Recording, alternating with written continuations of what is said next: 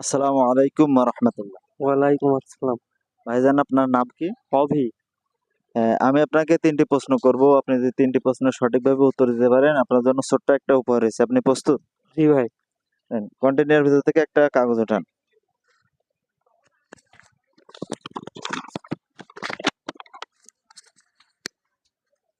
আপনার প্রথম নম্বর প্রশ্ন হলো যে কোরআন মাজিদের সবচেয়ে বড় সূরা কোনটি?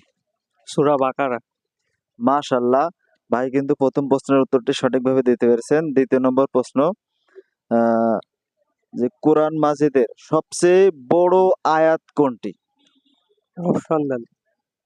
সূরা বাকারার 286 নম্বর আয়াত, সূরা বাকারার 282 নম্বর আয়াত, নাকি সূরা ইয়াসিনের 83 নম্বর আয়াত, নাকি সূরা ইয়াসিনের 7 নম্বর আয়াত?